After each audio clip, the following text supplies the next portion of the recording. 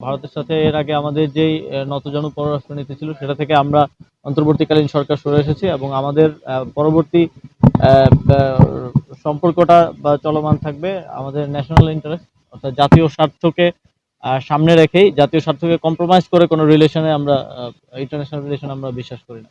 গণহত্যাকারী শেখ হাসিনাকে ফেরত দেয়া এবং তিনি যেন সেখানে বসে যে বিভিন্ন বিদ্বেষমূলক বক্তব্য প্রচার করছেন সেটা বন্ধ করা যায় আহ, বা, এই কথাটি বলা হয়েছে। এর মধ্যেই ঘটনা প্রবাহ তো আপনারা ফলো করছেন।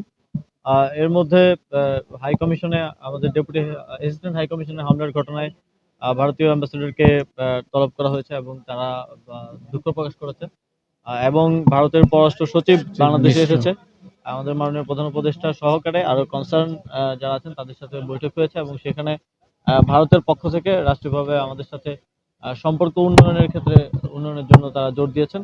তবে আমাদের দিক থেকে যেটা বলা হয়েছে সেটা হচ্ছে আমাদের আহ, আহ, যেই সম্পর্ক উন্নয়নের ক্ষেত্রে উভয় পক্ষেরই কিছু বিষয় অ্যাড্রেস করা প্রয়োজন এবং আমাদের দিক থেকে বিশেষ করে গণহত্যাকারী শেখ হাসিনাকে ফেরত দেয়া এবং তিনি যেন সেখানে বসে যে বিভিন্ন বিদ্বেষমূলক বক্তব্য প্রচার করছেন সেটা বন্ধ করা যায় আহ, বা- আহ, এই কথাটি বলা হয়েছে। এর পাশাপাশিও আরো কিছু ইস্যুস যেগুলো আপনারা জানেন আমাদের রেগুলার ইস্যুস তিস্তা সহ আহ, যে পানির বন্টন সহ যে সমস্যাগুলো সেগুলো অ্যাড্রেস হয়েছে।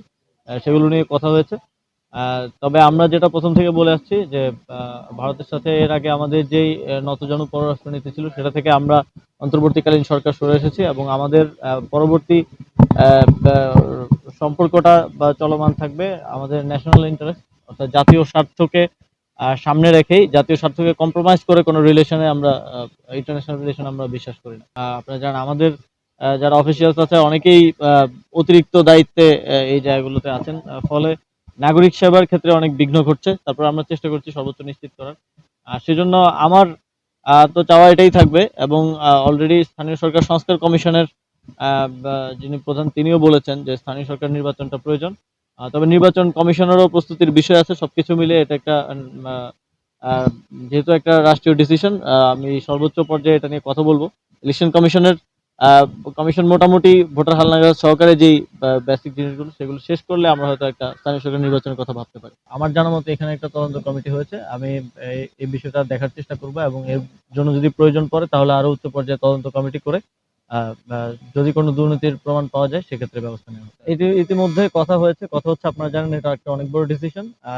এর সাথে আরো অনেক কিছু জড়িত। যেহেতু একটা ডিভিশন হলে সেখানে প্রত্যেকটা অধিদপ্তর মন্ত্রণালয়ের সব অবকাঠামো করতে হয়। অনেক এখানে আর্থিক সংশ্লেষেরও বিষয় আছে।